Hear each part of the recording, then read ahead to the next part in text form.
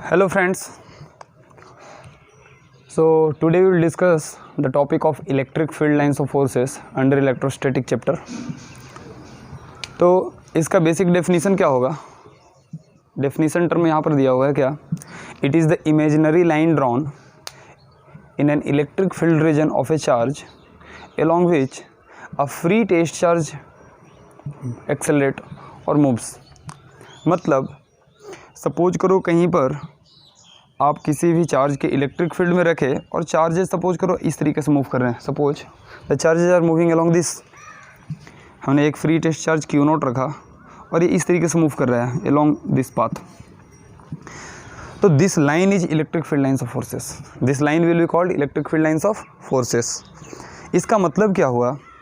अगर हम लोग किसी पॉइंट पर टेंजेंट ड्रॉ करें, if you are drawing tangent at any point, suppose we have taken P here, तो this tangent will give you the direction of movement of charge at that corresponding point. इस point पर हमें direction of movement of charge दिखाएगा. तो this is the basic definition.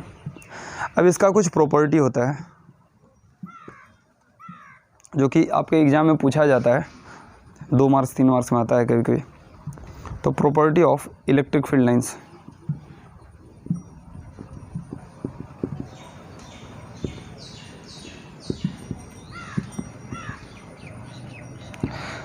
Before that आप कहोगे sir imaginary line का मतलब क्या हुआ? मतलब कि ध्यान दो, आप कोई चार्ज रखोगे चाहे कहीं इलेक्ट्रिक फील्ड रहेगा तो ऐसा नहीं कि लाइन वहाँ पर ड्रॉन दिखेगा आपको. हाँ भाई, अरे ये चार्ज हमने प्लस Q लेकर के आया तो अरे उसमें एरो दिख रहा है सब निकला हुआ. वैसा नहीं होता है. It is the imaginary. हम लोग इमेजिन कर रहे हैं कि कहीं पर चार्ज रखे तो जिस डायरेक्शन में चार्ज उस पॉइंट से मूव कर रहा है तो उसके अलावा हम लोग बोलते हैं क्या? वो electric field are directed along that. मतलब कि basically this electric field lines of forces will give you the direction of electric field at that point also.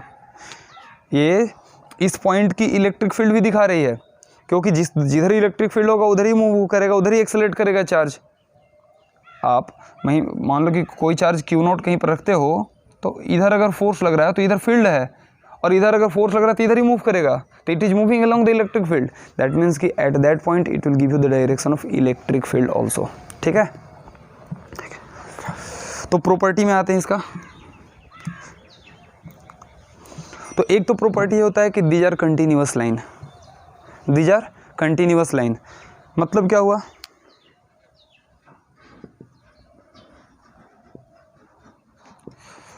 ये अगर कोई प्लस चार्ज दिखाएं तो आप ऐसा नहीं कि भाई बहुत सारे बुक्स में आप देखोगे कि ये फॉलो किया जाता है अच्छा लगने के लिए, लोग ऐसे बना देते हैं.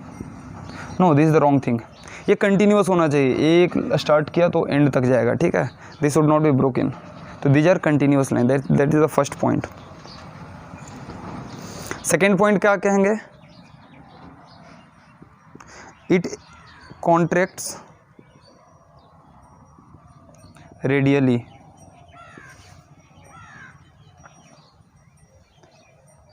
And exerts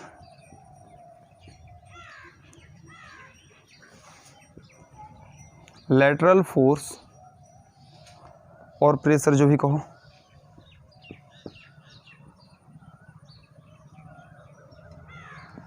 on each other. हम लोग भी समझेंगे इसका मतलब क्या हुआ.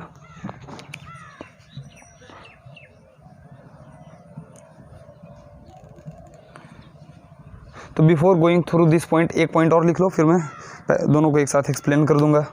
नेक्स्ट पॉइंट हो जाएगा इसका क्या? It originates from positive charge.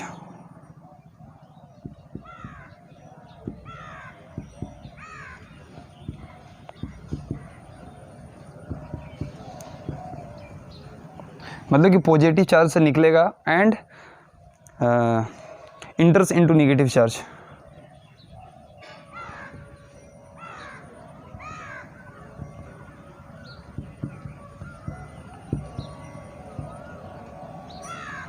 ये नेगेटिव चार्ज में इंटर करेगा. मतलब कि अगर पॉजिटिव चार्ज के लिए लें तो electric field lines of forces इस तरीके से दिखाएंगे. इसका मेरे पास स्पेस कम है, इस चलते मैं आप थोड़ा इसको लंबा कर सकते हो ताकि थोड़ा ठीक दिखे, सब एक साथ रहे. ठीक है.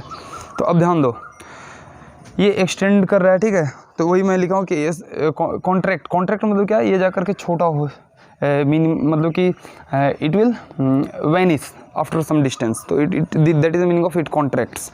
एंड सेकेंड थिंग कि अगर it exerts lateral pressure on each other, ये एक दूसरे पर, ये इस पर दोनों पर प्रेशर लगा रहा है, तो अब उससे क्या होगा, अगर प्रेशर या फोर्स नहीं लगाया तो ये एक्सपेंड करने की, एक्सटेंड होने की, इन दोनों के बीच में सेपरेशन इंक्रीज करने की कोई चांस नहीं बनती है। अगर फोर्स नहीं लगाता तो पैरेलल जाता, but they are not going parallel. होता है ना कि मान लो दो ठो चार्ज जा रहा है, अगर एक दूसरे पर फोर्स नहीं लगाया, दो पार्टिकल एक दूसरे पर फोर्स ना लगाया तो क्या होगा, सीधा जाएगा।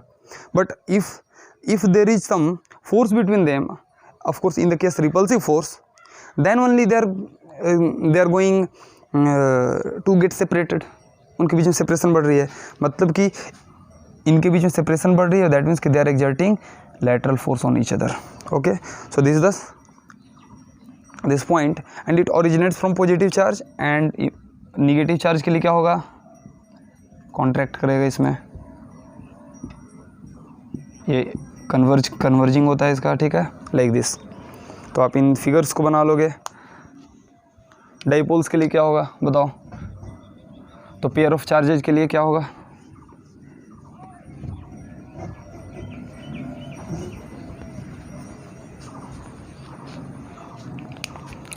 तो अगर प्लस माइनस साइड साइड दे दें तो पॉजिटिव से निकल करके निगेटिव में जाएगा।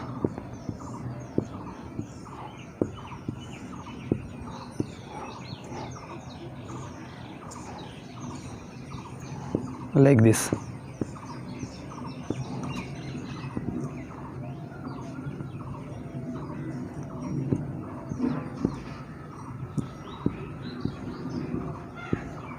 लाइक दिस, ठीक है।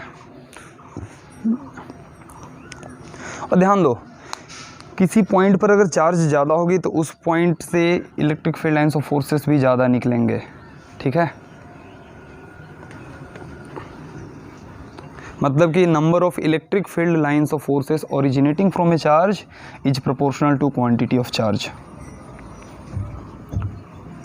Number of electric field lines of force originating from a charge is proportional to quantity of charge. ये बहुत इंपॉर्टेंट पॉइंट है, आप माइंड में रखोगे।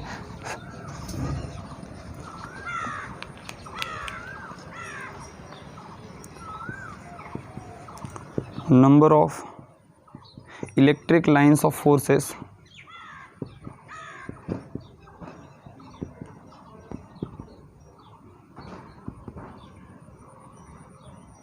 Is proportional to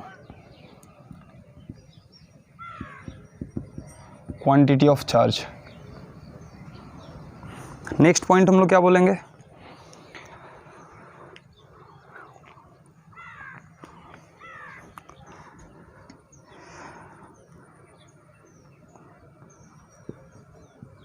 number of electric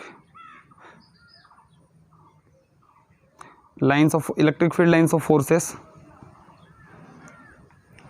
per unit area perpendicular to it, perpendicular to the surface gives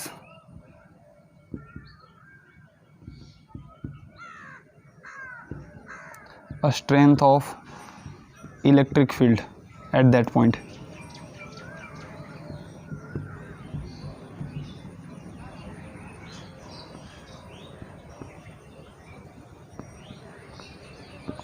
किसी point पर electric field lines of forces per unit area कितना हो रहा है, उसका वैल्यू आपको स्ट्रेंथ ऑफ इलेक्ट्रिक फील्ड देगा, proportional होगा उसके। मतलब जैसे अगर हम लोग इसी केस में ले लें, ध्यान दो, यहाँ पर अगर जो सरफेस एरिया यहाँ पर दिखाएं छोटा सा, तो इसमें दो electric field lines of forces है, ठीक है।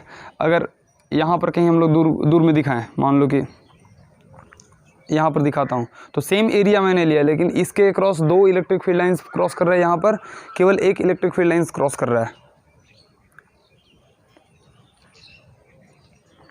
तो कहेंगे क्या कि यहाँ पर इलेक्ट्रिक फील्ड ज़्यादा होगा, इस पॉइंट पर इलेक्ट्रिक फील्ड कम होगी। और रेडियल डिस्टेंस सिंपल एक प्लस चार्ज के लिए आप आराम से दिखा सकते हो, समझ सकते हो। ये बेसिक बहुत सिंपल सी पॉइंट है हम लोगों को समझने के लिए, ठीक है। जैसे आप एक अगर प्लस चार्ज लो, इस तरह से इलेक्ट्रिक फील्ड लाइंस फोर्सेस होंगे। यहाँ पर 2 है, यहाँ पर 1 आ रहा है, सेम डिस्टेंस, अगर डिस्टेंस थोड़ा बढ़ा दें तो सेम एरिया में यहाँ पर 2 आ रहा है, यहाँ पर 1 आ रहा है, मतलब कि ये रेडियली कम डिस्टेंस पर है, तो E इक्वल टू हम लोग क्या बोलते हैं KQ/R²। तो यहाँ R कम है तो इस पॉइंट की इलेक्ट्रिक फील्ड ज़्यादा होगी, यहाँ पर R बढ़ गया तो इस पॉइंट की इलेक्ट्रिक फील्ड कम होगी, यहाँ पर ज़्यादा होगा, यहाँ पर कम होगा। और फोर्स यहाँ पर 2 चार्ज हैं, 2 फोर्स फील्ड लाइन फोर्स है, यहाँ पर एक ही इलेक्ट्रिक फील्ड लाइन फोर्स है। तो ये समझने के लिए just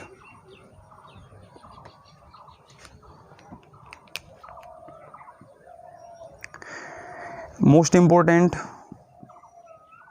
2 electric field line of forces never intersect each other।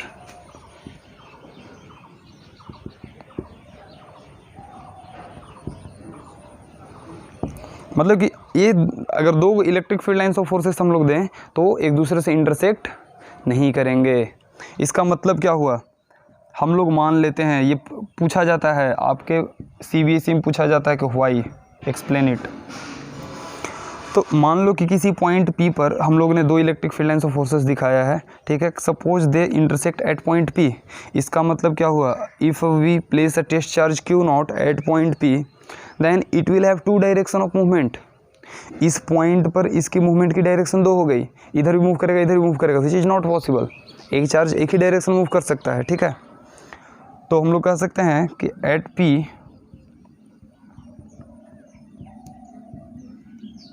There are 2 direction of movement.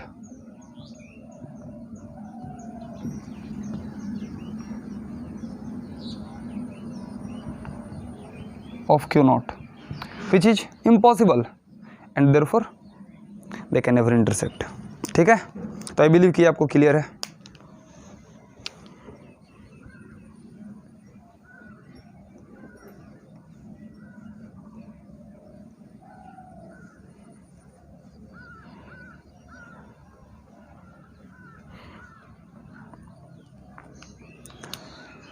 Next point,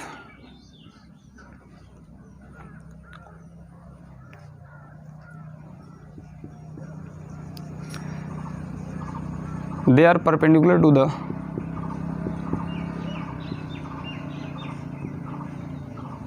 surface of conductor and cannot cross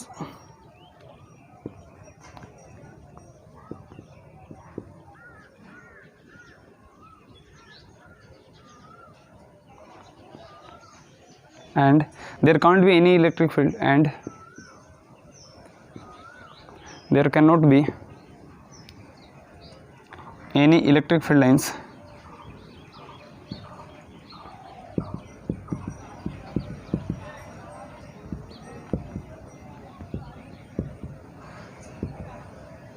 inside the conductor। मतलब कंडक्टर के अंदर में इलेक्ट्रिक फील्ड लाइंस नहीं होंगी। कैसे आते हैं इसको हम लोग थोड़ा डिस्कस करते हैं। अगेन ये व्हाई आपको करके पूछा जाता है, CBSE में 2-3 नंबर का क्वेश्चन में दिया जाता है अक्सर, ठीक है। आप देखोगे प्रीवियस ईयर क्वेश्चन बैंक अगर उठाओगे तो यू विल गेट दिस। तो क्यों ऐसा होता है हम लोग इसको देख लेते हैं।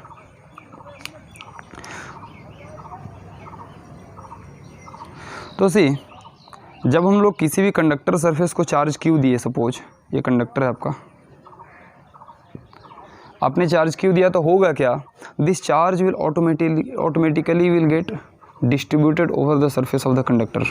ये पूरे सरफेस को कवर कर लेगा। लेकिन what is the basis of distribution, ये किस तरीके से, क्यों, और what is the basis of distribution, कैसे डिस्ट्रीब्यूट हुआ। तो पॉइंट इज़ दैट कि till the time there will be potential difference between the 2 points, charges will move to equalize the potential. ये सारे सरफेस पॉइंट्स को इक्वी पोटेंशियल, सेम पोटेंशियल पर लाने के लिए दिस चार्जेज विल मूव, क्योंकि हमें पता है कि charges moves due to potential difference only. जैसे हम लोग पढ़े थे कि heat moves due to temperature difference, fluid moves due to pressure difference. So similarly charges moves due to potential difference. मतलब कि इन पॉइंट्स के बीच में तब तक वो मूव करेगा जब तक कि वो सरफेस के सारे पॉइंट्स सेम पोटेंशियल पर ना हो जाएं।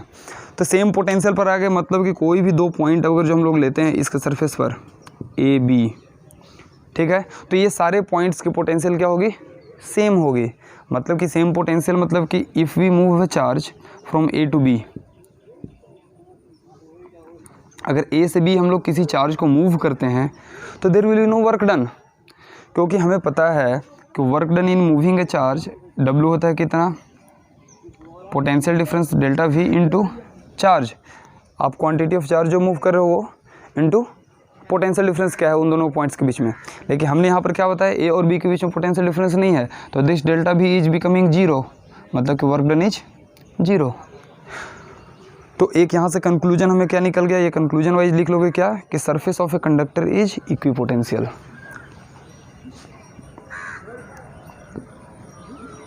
Surface of A charged conductor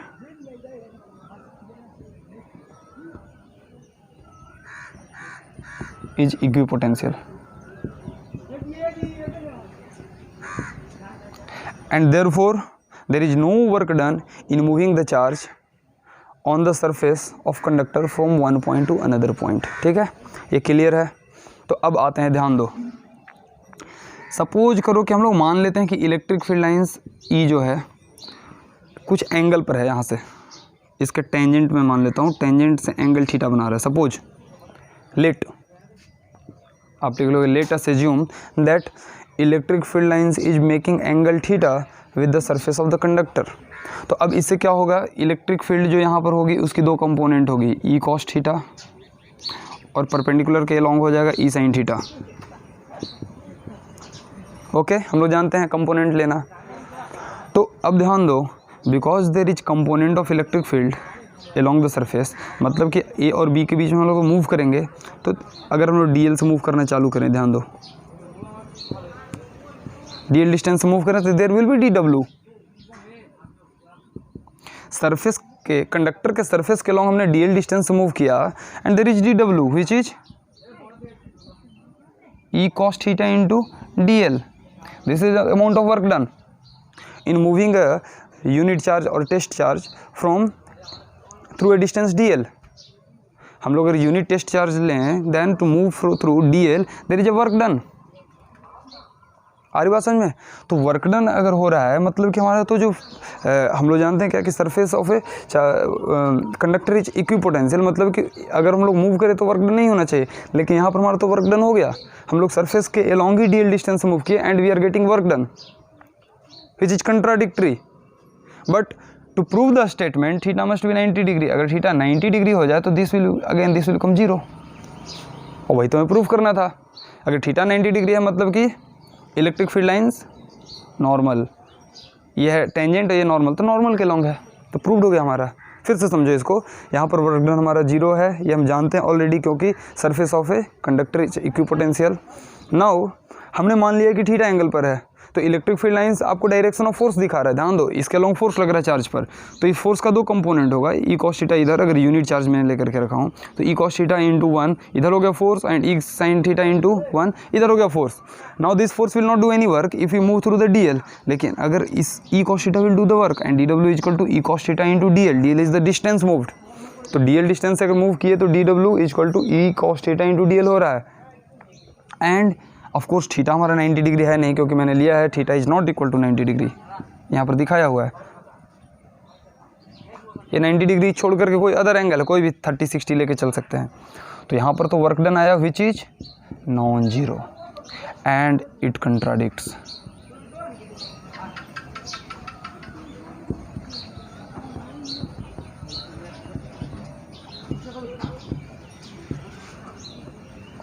it contradicts the statement, ये हमारा कंट्राडिक्शन में आ गया। And therefore it is not possible, मतलब कि theta must be 90 degree so that this DW become zero, so therefore theta must be 90 degree.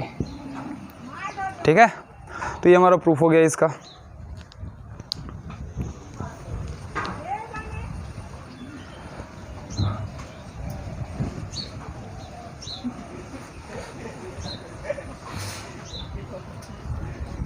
अब ध्यान दो, दूसरा पॉइंट है कि electric field lines of forces can not cross the conductor, मतलब कि अगर जो हम लोग चार्ज क्यू दिए हैं, तो ध्यान देना electric field lines of forces अगर ये कंडक्टर है और दिखाना है तो इसके सरफेस से ही हम लोग दिखा सकते हैं परपेंडिकुलरली।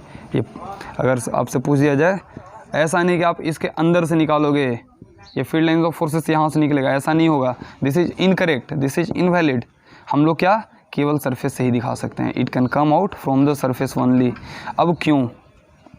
क्योंकि ध्यान दो, हम लोग ये जानते हैं पोटेंशियल, आप यहाँ पर डायरेक्ट ही लिखोगे, ठीक है, और इसको हम लोग बाद में प्रूफ करेंगे जहाँ पोटेंशियल पढ़ाऊँगा मैं। क्या कि inside potential is zero, there is no potential inside potential जो होता है जितना सेंटर पर होता है, अगर इसका रेडियस r में दे दूं तो VO होता है equal to V surface equal to KQ/R। किसी भी पॉइंट पर लो, इनसाइड किसी भी पॉइंट पर या सरफेस पर, तो पोटेंशियल होगा KQ/R। मतलब कि पोटेंशियल इज कांस्टेंट, और एक रिलेशन होती है इलेक्ट्रिक फील्ड और पोटेंशियल के बीच में, क्या? -dV/dr। ये रिलेशन एक होता है, इसको हम लोग आगे जाकर के पढ़ाएंगे। तो since there is no potential difference तो dV/dr इज जीरो, मतलब कि इलेक्ट्रिक फील्ड जीरो है। इलेक्ट्रिक फील्ड जीरो है मतलब कि यहाँ पर चार्ज प्लेस करो, उस पर फोर्स जीरो होगी, और फोर्स जीरो है मतलब वो एक्सेलरेट ही नहीं करेगा, वो मूव ही नहीं करेगा, मतलब कि electric field lines of forces नहीं होंगी इनसाइड। आई बिलीव कि इट इज क्लियर है। फिर से समझो, इनसाइड में पॉइंट्स, सारे पॉइंट्स पर पोटेंशियल सेम होती है, ये हम लोग जानते हैं। यहाँ पर हम लोग यही यूज करेंगे वर्ड, ठीक है, और वो कितना होता है? जितना सरफेस पर होता है, विच इज KQ/R। और सरफेस वाला आसानी से आप दिखा सकते हो, फिलहाल के लिए मैं जस्ट आपको बता दे रहा हूँ। ये DQ है चार्ज, तो DQ से R डिस्टेंस पर हम लोग पोटेंशियल VO कितना बोलेंगे? DVO K DQ/R। अब ध्यान दो, जितने भी चार्ज हैं सरफेस पर, जितने भी चार्ज होंगे, सारे चार्ज का डिस्टेंस कितना है? R। तो V टोटल कितना हो जाएगा? ध्यान देना, K और R बाहर आ गया क्योंकि कांस्टेंट है, DQ 0 से Q के लिए, तो ये आ जाएगा KQ/R। तो जितना सरफेस पर होता है उतना ही इनसाइड होता है, and that is equal to KQ/R। और हम लोग जानते हैं कि E इक्वल टू -dV/dr, ठीक है, क्योंकि इनसाइड पॉइंट्स पर dV जीरो है, डिफरेंस ही नहीं है पोटेंशियल में, सरफेस पर भी डिफरेंस नहीं है, इनसाइड में भी डिफरेंस नहीं है, मतलब कि किसी भी पॉइंट्स पर इलेक्ट्रिक फील्ड नहीं होंगी, और यहाँ सरफेस से नॉर्मली ओरिजिनेट होगा। तो आई बिलीव कि it is clear to you now.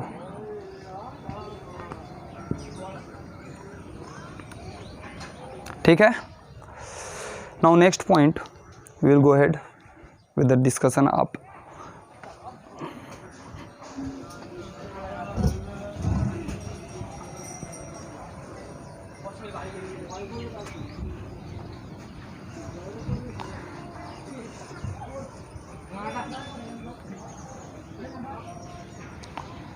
तो हमने अभी तक देखा क्या कि there continuous line, they originates from positive charge, enters into the negative charge, and electric field line density at any point will give you the strength of electric field. आगे मैंने ये भी देखा कि 2 electric field lines of forces can never intersect. Apart from that we saw that it extends radially, it contracts radially and exerts lateral pressure on each other, and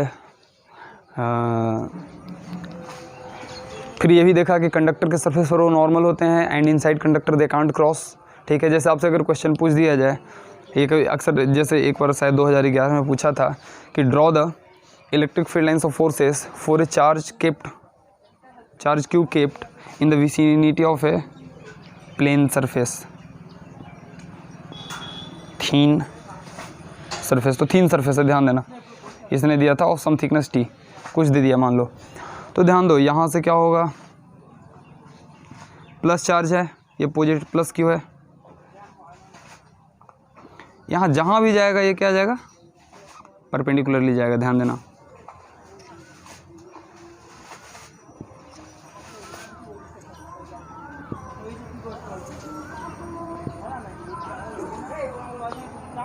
तो like that it will go perpendicularly, और यहाँ से फिर ये parallelly निकलेगा, लेकिन inside में नहीं होगा, इसके बीच में कोई इलेक्ट्रिक फील्ड लाइंस नहीं होगा। ये कंडक्टर का सीट है, this is our conductor seat.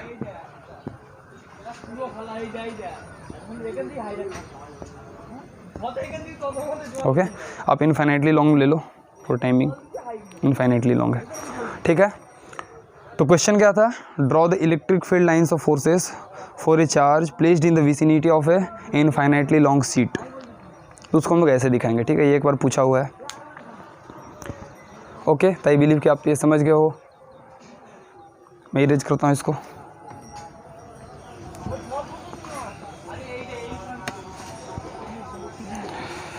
तो आई बिलीव कि I have covered most of the points. कुछ पॉइंट्स अगर जो होंगे तो विल सी इट लेटर, ठीक है, जहाँ अगर दिमाग में आएगा मैं आपको बता दूंगा, but most of the points we have covered for the electric field lines of forces.